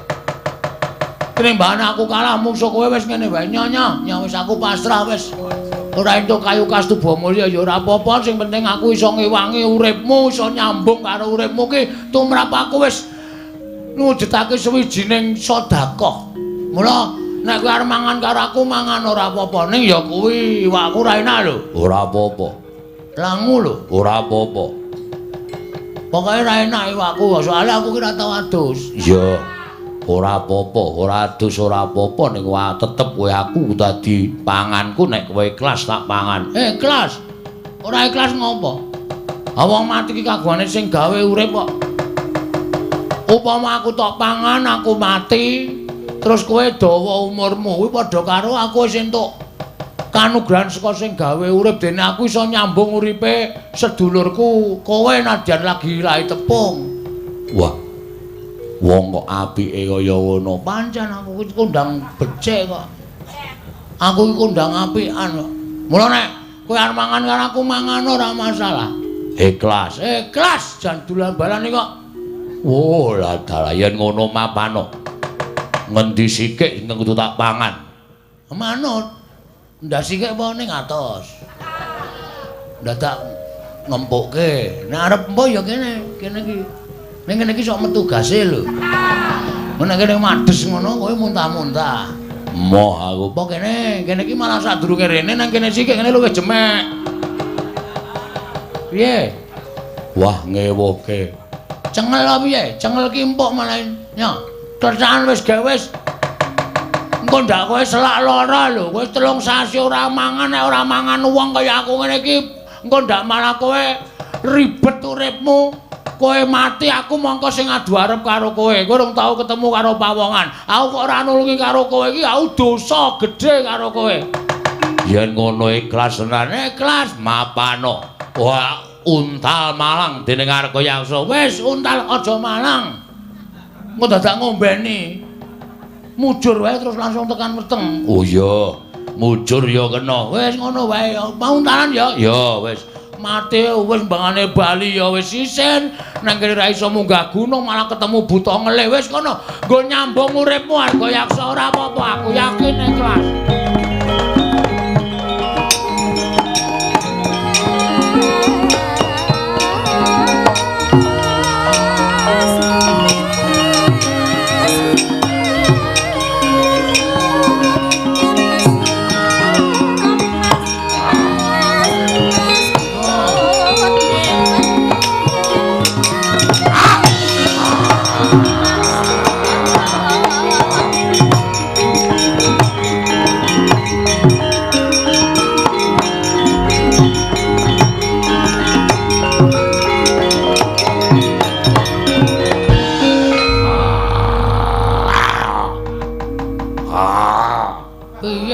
dimut e.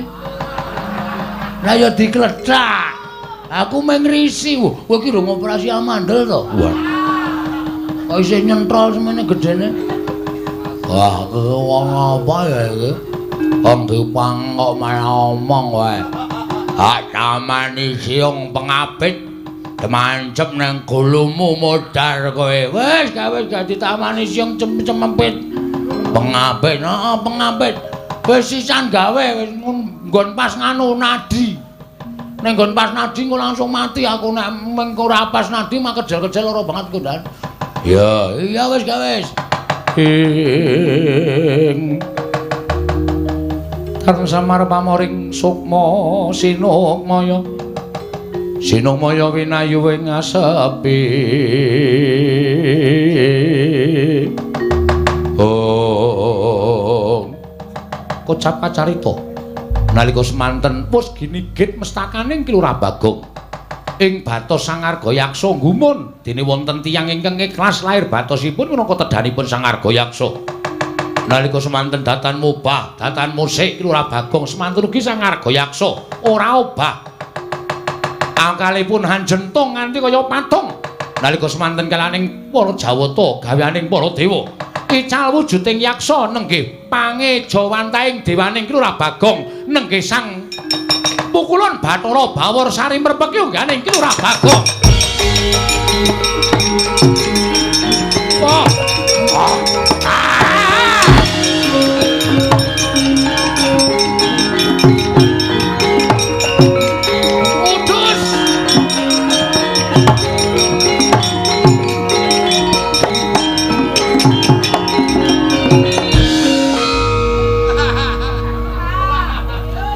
Aku malah ngedep kaca pengilon.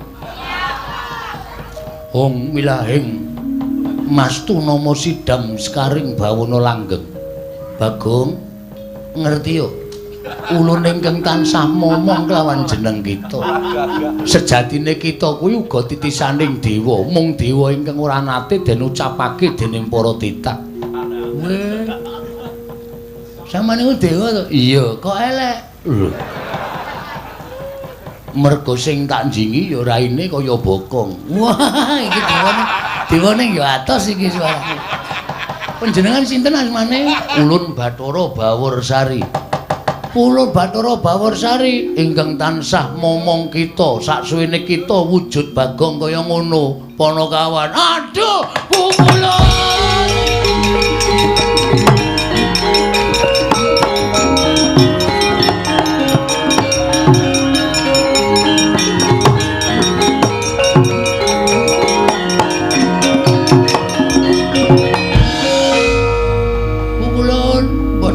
Bilih paduka ingkang tansah momong dhateng jagat kula.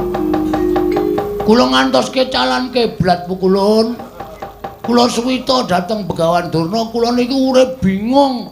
Kula arep ngopo, arep kepiye, kudu apa sing tak tindakake. Jebul kula koncatan panjenengan. Panjenengan membo dados yaksa. Pancen ulun ingkang tansah gawe lelakon kita, Bagong. Waduh, aduh. Ngaturaken panuwun pukulun dene sampun manggi kelawan Pak ingkang abdipun Bagong. Iya, Bagong. Kaya ora dadi ngopo. Lan sumurupa ulun mrepeki kelawan jeneng kita wujud yaksa mau sayekti ulun ngerti laku jantra kita. Ulun kepingin jajal kelawan lahir batin kita. Jebul kita kuwi nadyan ala rupane nanging pakarti kita ngungkuli kelawan wong-wong sing becik pasuryane. Ikhlas sabar ora awel kelawan pati kuwi ingkang ndadekake ulun bombong telenging penggalih ulun Bagong. Sampeyan kok kaya kula. Ulun saksuwene momong kita kuwi ya saora-orane solas laganing ulun tiru kelawan jeneng kita. Mengkaten pukulun. Iya. Lan apa to kang dadi karep kita? Teka kita suwita Begawan Durna sarta ngupaya kayu kastuba mulya. Pikulan pukulun. Ngaten nggih pukulun, estunipun kula menika kepengin bangun desa. Mergi menapa? kawontenan desa sakmenika sampun bubras langkrah mboten kanten-kantenan. Kepengin para kawulanipun menika kula rukunaken langkung malih. Kula damel tentrem, kula damel rukun lan damel manunggal dhateng para kawula sanesipun saengga tetunggalan manunggal tunggal cipta rasa karsa lan karyanipun pukulun. Apa ingkang dadi gegayaan kita kuwi bener mekaten pukulun. Nanging Begawan Durna paring dawuh kedah ngupaya wujudipun kayu kastuba mulya pukulun. Bagong wonten dawuh apa ingkang dadi gayuhan kita mau sayekti jebul saknyatane dudu kita ingkang tanggung jawab. Sebabe menapa pukulun? Karang Kadempel kuwi kebawah keperintah ngendi? Karang Kadempel menika kebawah keperintah negari Ngamarta. Monggo rusaking desa Karang Kadempel kuwi kok dadi tanggung jawab kita. Ing mestine dadi tanggung jawabing para Pandhawa, nanging sabab apa? Teka para Pandhawa wisuh lumuh ngentasi perkara. Malah kita ingkang budidaya mbangun desa Karang Kadempel. Yen to kaya mengkono ora ana pigunane Pandhawa dadi songsong pengayomaning para kawula. Teka ora gelem nyumurupi rusaking desa Karang Kadempel Bagong. Terus mula kang sangka kuwi satenane iki dudu pakaryan kita nanging gandeng kita wis duwe niat. Saka pamrayoga ulun Bagong kita kudu ngelingake lawan para Pandhawa. Yen kita bisa ngelingake marang para Pandhawa supaya eling yen to duwe wewengkon kang aran Karang Kadempel ingkang dina iki lagi rusak kahanane.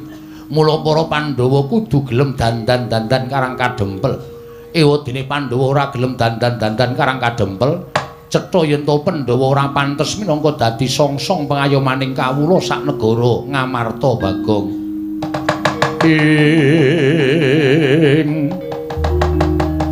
Kagyatri sang kapirangu rinangka kinampit kambeda sang reknaning bawana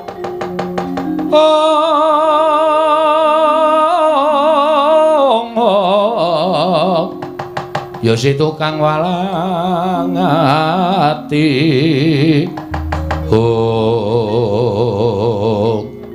mekaten pukulun. Iya. Lajeng keparingipun apa ingkang kita upaya kayu kastuba mulya bakal ulun paringake lawan jeneng kita Bagong. Dadi syarat wangunaning desa Karang Kadempel. Nanging sadurunge kita ndandani desa Karang Kadempel luwih dhisik elingna para Pandhawa. Ora jeneng kita wani lan para Pandhawa nanging ngelingake sabab piyayi sepuh padha ngendikake, wong kang pinter padha ngandhakake sak apik-apike wong isih eneng alane, sak ala-alaning menungsa isih kedunungan rasa apik. Mula gandeng Pandhawa kuwi wong satra ingkang ngateken ati suci pepayung budi rahayu. Nanging sing jeneng titah kesawapan kulit daging kuwi isih duwe rasa kleru lan isih bisa tumindak luput. Mula kang sangka kuwi wong kang kaya kuwi ingkang wajib madhangake lawan para Pandhawa. Inggih, ngestakaken dawuh pukulun. Lajeng kepareng paduka, mara gage tampan ana kayu kastuba mulya ingkang kita upaya Bagong.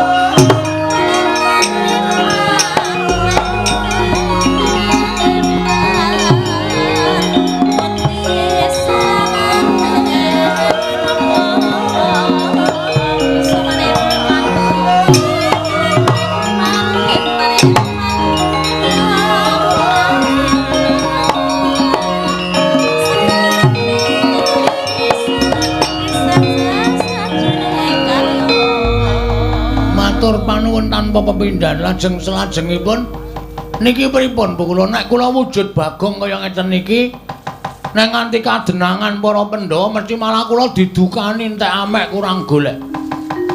Mula kula nyuwun pambiyantunipun Iwang Pukulun Bathara Bawarsari ingkang tansah momong dhateng jagat kula. Kula nyuwun senjata pitulung supados kula mboten wujud Bagong. Kita bakal ulun dandani tanpa beda kelawan kaya ulun nalika semana. Wujud napa Pukulun? Celeng kudu. Wujud buta Bagong. Wujud buta kados panjenengan kala wau. Iya Bagong. Sawise kita wujud buta, ulun bali lawan jagat kita. Ulun bali momong lawan kita Bagong. Nggih, ngestaken dawuh lan dadi pangertenmu. Yen to niyate Durna lan Kurawa kabeh mau sayekti ora kok bakal maringi bebungah wujuding kayu kastuba mulya. Nanging mun dadi srana nggone bakal padha kepengin gawe patimu. Sabab kita kuwi dumadi saka ayang-ayangane Semar. Ulun ingkang diutus dening Sang Hyang Jagat Giri Pratingkah kinen manjalma wujud titah saka asal mulane alan ayang-ayanganing Semar Badranaya. Mula kita ulun dandani wujud yaksa kaya ulun lan ulun bali manjing anggo kita. Nun nggih ngestakaken dawuh sawise kaya mengkono kita budhal marang Praja Ngamarta. Barang wamuk ning Praja Ngamarta. Wah, mengke nek wong-wong Pandhawa mboten wonten sing ngalahke kula, aja kuwatir. Iki dadi sarana Pandhawa eling lawan desa Karangkadempel supaya Pandhawa uga mbantu kelawan nggon kita duwe niat bangun Karangkadempel. Ngestakaken dawuh Pukulun. Megenga napas sawetara Panakawan Bagong.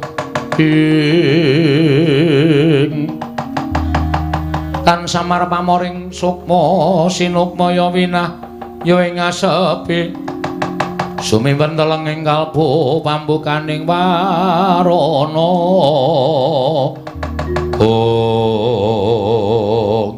Manteng pangesing Sang Pukulun Bathara Bawarsari. Nyiptake ora Bagong ical wujuding ora Bagong babar wujuding yaksa. Dadosaken kagyat kadra kasan iki ora Bagong wau.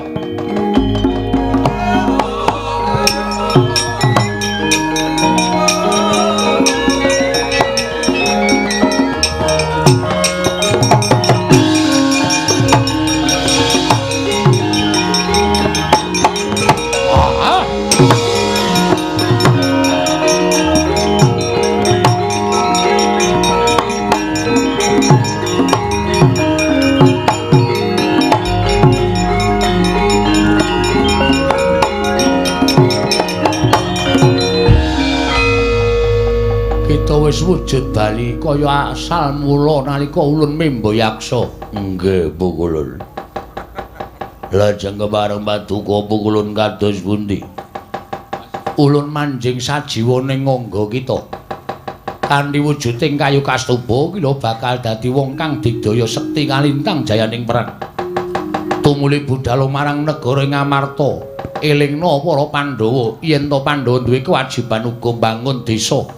Ora mung Karangkadempel nanging desa-desa ing menapa dadi wengkoning negara Ngamarta kuwi wajib digatekake dening para Pandhawa. Iki ngestakaken dawuh Pukulun monggo latri manjing angganipun ingkang abdi. Kosik kita arep nganggo jeneng sapa? Waduh la menika ingkang repot. Nek dipun keparengaken kula menika wujud buta, kula badhe mawi tenger dedya buta galak. Nganggo jeneng sing apik Bagong. Nggih kula bingung mawi nami napa. Jajal Werka. Wah, menawi jajal kudu tumbas. Jajal kok ora tuku, aja ngecul. Ulun dudu panggeculan. Ulun manjing anggo kita. Inggih ngestakaken dawuh Pukulun.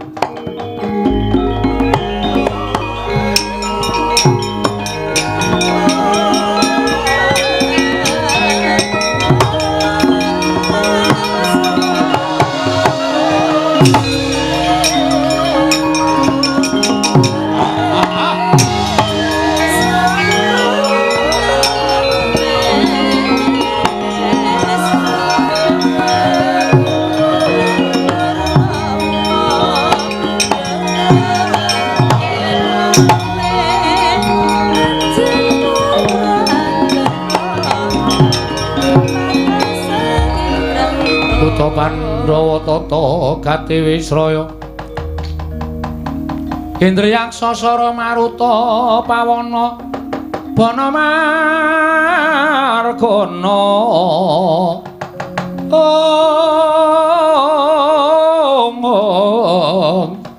Samirana lan warayang misikan magulingan lima ladala panjen bener ngendikaning wangadi ibu kula ingkang dawuh kelawan aku yen to sejatine iki dudu kewajibanku nanging nggonku tresna kelawan desa karang kadempel nganti tak rewangi ketoyong-toyong kaya ngene awakku bareng ketemu Iwang Pikulun Bathara Bawarsari dadi dalan nggonku bakal ngelingake marang para Pandhawa Pandhawa aja banget-banget nggonmu enak-enak lungguhan sila tumpang kendangan dengkul ora nggatekke karo kawulamu kiwa tengening negara Ngamarta butuh mbok gatekake butuh srana wewangunan sing becik yen kowe ora gelem ngulatake karo kawulamu aku ingkang bakal ngelingake karo kowe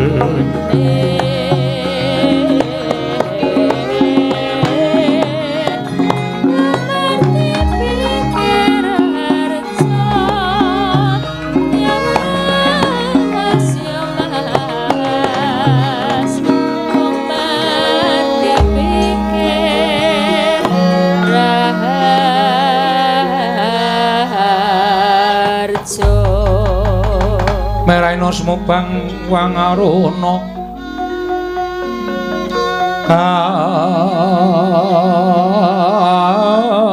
dinetraning uga rapuh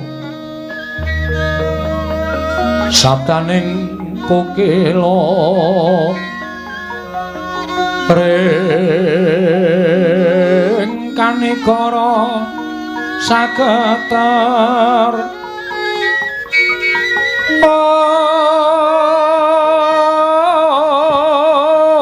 kene donga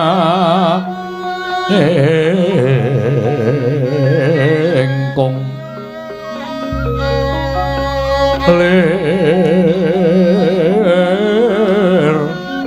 wowo sing pene panca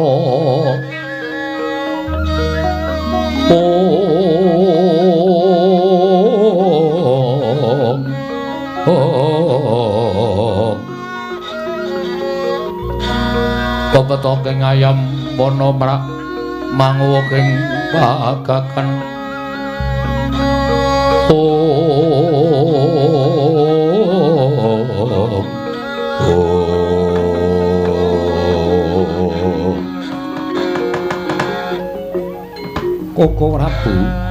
Koko Prabu Ndarawati inggih wonten dawuh Yayi rawuh paduka Kanjeng Koko Prabu saestunipun namung badhe kula suwuni priksa krana sampun wonten pinten-pinten pisowanan Kakang Semar Badranaya mboten ketingal sowan menggah menapa ingkang dumados wonten ing praja utawi ing Karang Kadempel nuwun sewu mesinipun paduka Yayi Prabu mboten sisah nyuwun priksa dhateng Raka ing Dwaraka krana mesinipun paduka Yayi Prabu tumunten utusan kelawan kadang kula ing Jodipati menapa dening Madukara supados niti priksa kawontenanipun Kakang Semar nanging sabab menapa dene paduka Yayi mboten utusan kelawan kadang kula panenggak tuwin panengah supados analiti kawontenaning Karang Kadempel Koko Prabu estining manah namung badhe nyuwun priksa dhateng jengandika Kanjeng Koko Prabu krana kuwatosing manah kula menawi Kakang Semar menika nggadahi raos kagelan penggalihipun dhateng para Pandhawa tumunten sak mangke sowanipun Dimas Werkudara menapa dene Janaka upami kula utus wonten ing Karang Kadempel malah saya damel kodheng penggalipun Kakang Semar mila tumunten sak mangke estining manah nyuwun priksa langkung rumiyin dhateng paduka Kanjeng Koko Prabu menggah kawontenanipun Karang Kadempel Yayi nadan ingkang Raka ing Ndarawati sampun sawetawis mboten pinanggya kelawan Kakang Semar Badranaya mila ingkang Raka mboten saged ngaturaken kawontenanipun Kakang Semar wonten menapa dene sampun pinten-pinten pisowanan mboten sowan ngersa paduka Yayi Prabu malah saking pamrayoginipun ingkang Raka ing Dwaraka monggo gandeng sak mangke ingkang Raka sampun sowan wonten Garing Amarta menapa mboten langkung prayogi menawi Pandhawa tetinjo dhateng Karang Kadempel Yayi rekat lampahing rata tanpa antara prapteng sukuning arga ram kang tuminga dendeng saengga praja busekan kang pratangga ing dereng ngantos parisramen Balwacana kasarusaning min Lurah Semar Badranaya karya kagiat sangya para Pandhawa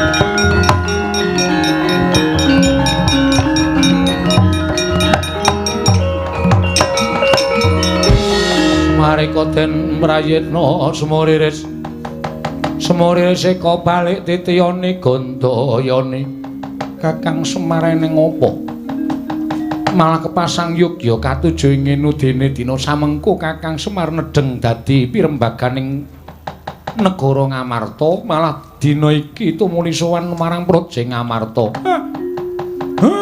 Wonten lepat kula nyuwun pangapunten. Sawetawis panci kula mboten sowan mergi kawontenan Karang Kadempel Ndara. Ingkang mboten kanten-kantenan kawontenanipun kawula tebih saking raos tentrem. Pokokipun menawi kula aturaken menika mangke panjang ingkang langkung wigatos kawontenanipun Karang Kadempel menika dados kawigatosanipun anak kula Bagong. Dumunten Bagong kepengin bangun desa. Srana piyambakipun pados kekiyataning Batos Suwita dhateng Begawan Durna. Wong kemawon kula menika wis elek-elek ning Bagong wegah dielikake.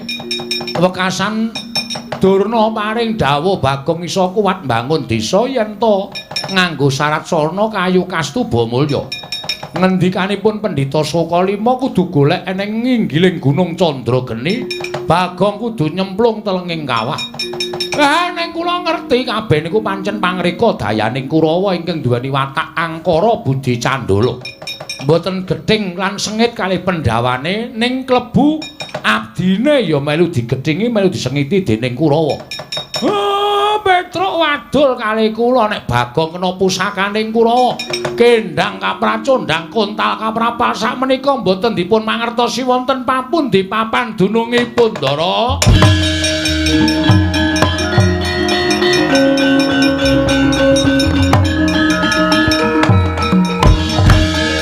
Koko Prabu. Kawontenanipun Karang Kadempel jebul mekaten. Ketitik Kakang Semar pinten-pinten pisuwanan boten kepareng sowan. Wonten magepokan lelampan kalian Bagong nyatanipun sampun dipun aturaken dening Kakang Semar Badranaya. Kula nyuwun dipun biyantu Ndara. Anak kula Bagong pripun, Pak? Ketiwasan, Pak.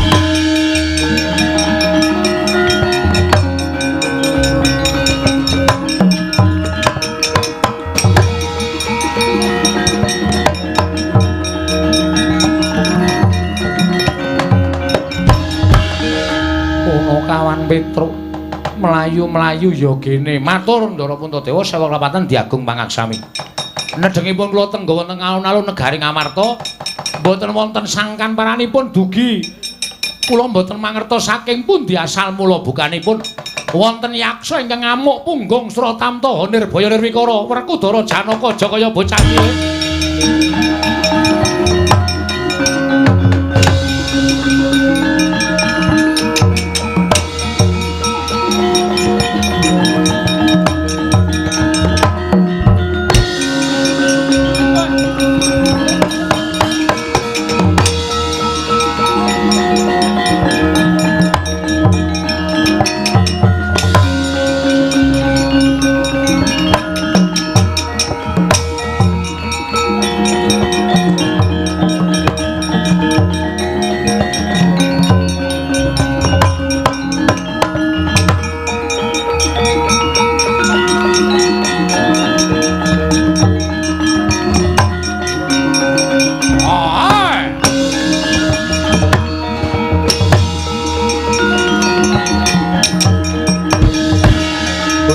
Gansing langit kelap-lapaton lir gincanging risang mawe gandrung buta tanpa sangkan marat wani ngamuk ning negara Ngamarta sapa Jajal Werka. Kowe sapa ngaku Raden Janaka? Kowe ngerti karo aku aja kok kowe bapakmu aku ngerti maratuamu aku apal. Bojomu aku apal, anakmu aku apal, bojomu nang tintiting tretek. Buta nggugu arepe dhewe gawe wiranging Janaka pecah siramu. Pecah genti kowe.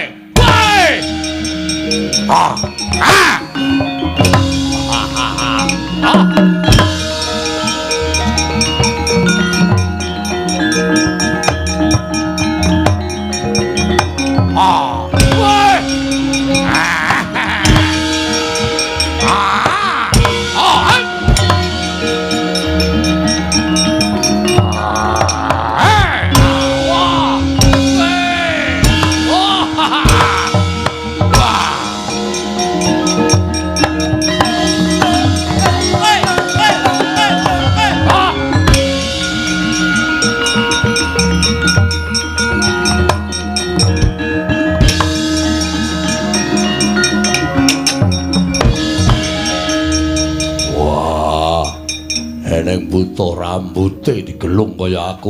Oke, salon buka. Apa dikira ora entuk gelung kaya kowe? Wah, deplok dadamu, deploke jahe kowe. Wah! Wah!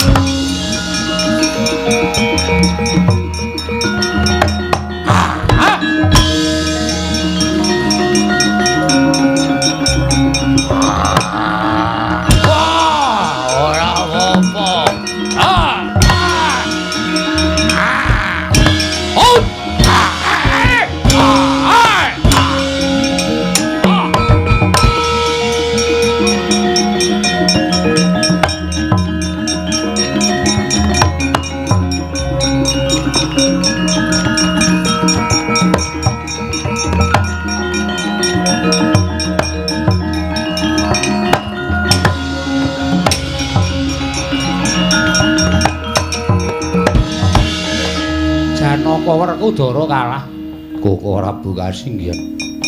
Butane ampuh lehku serik rambute kaya aku. Lah wong dipadani rambute kok lara ati lho. Wah, sing madani wing wujud buta. Kresna kakangku mangsa Baranga. Kaya ngapa wujude tak tandangane.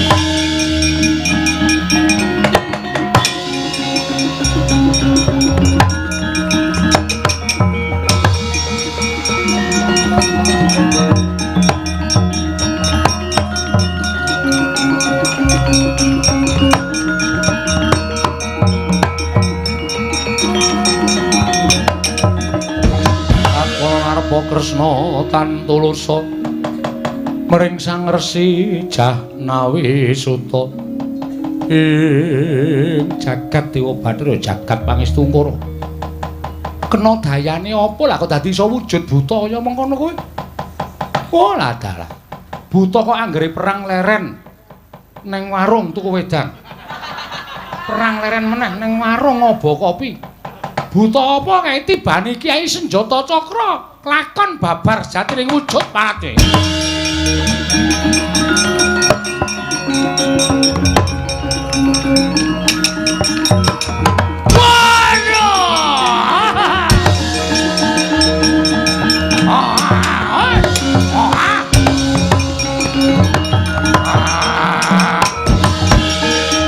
Suramrata, Jayamrata imbang yen padha-padha. Wis malih aku. Wis ngono kok. Apa? Wah, badar iki. Ora kowe kok dadi buta barang ngopo? Protes. Lho. Protes karo sapa? Demo. Dalam rangka ora trima. Karo sapa? Pandhawa. Kon tengan kene. Dokon rawa mrene. Aku arep matur karo Pandhawa kabeh.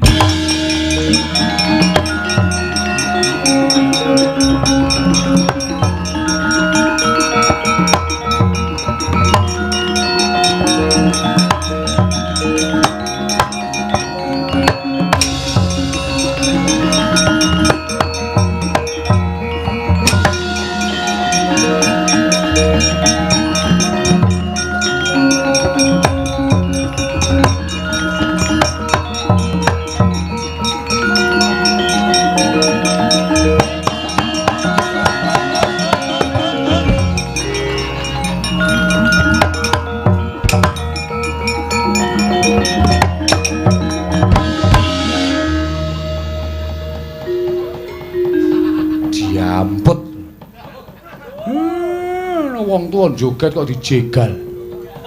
Ana kawan Bagong. Nggih. Bagong. Nggih. Bagong. Nggih.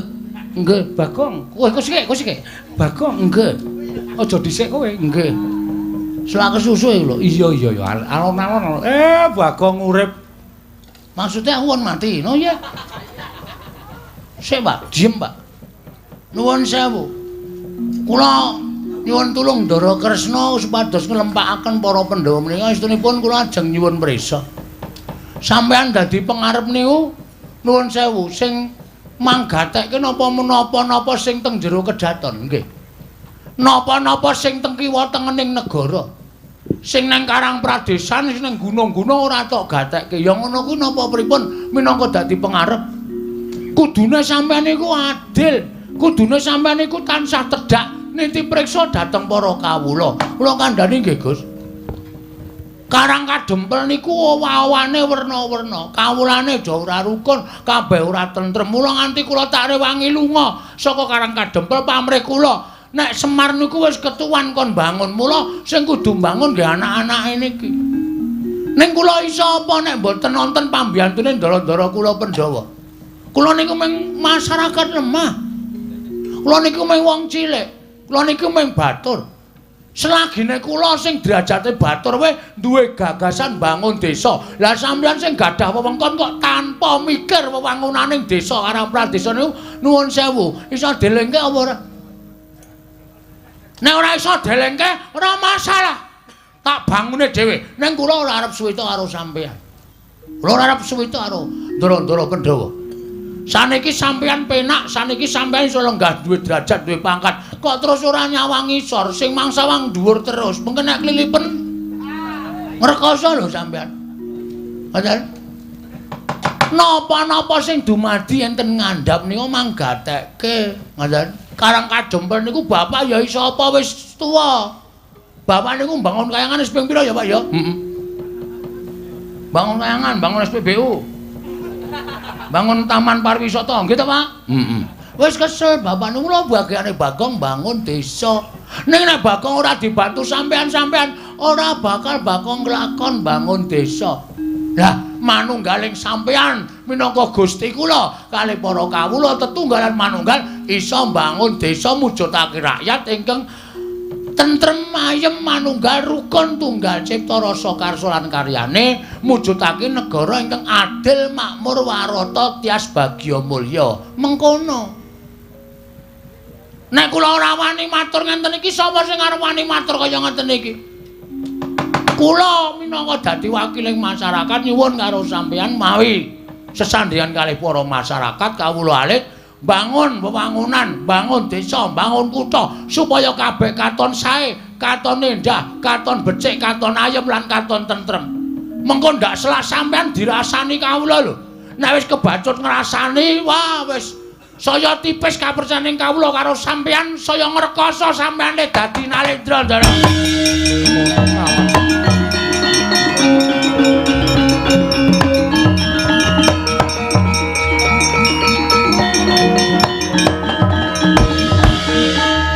Bathok bolo isi madu. Ana nguneke bathok. Kowe iki dialem bathok bolo isi madu, rupamu elek nanging pikiranmu kuwi becik, atimu becik. Matur suwun. Kula mboten butuh pangalembana. Ning kula butuh kesaguhan sampeyan, kesanggupanipun ndara-ndara supaya mbangun desa sareng kaliyan kula. Bagong bakal ndak sengkuyung. Bagong ndak sengkuyung lahir batin. Ana kawan Bagong ndak sengkuyung lahir batin. Ana kawan Bagong aku ya nyengkuyung lahir batin. Anak sing ngerti karo wong tuwa ki meng kowe. Meng kowe, Bagong. Aku ora butuh gareng. Aku ora butuh Petruk. Waton isih ana kowe, bapak iki rumangsane isih kaya urip. Kowe kuwi elek rupamu ning aten-atenmu lah kok. Kowe ya wani ngelingake marang bendara ingkang nedeng Kalimbut. Tole muga-muga klakon penjangkamu pono kawan.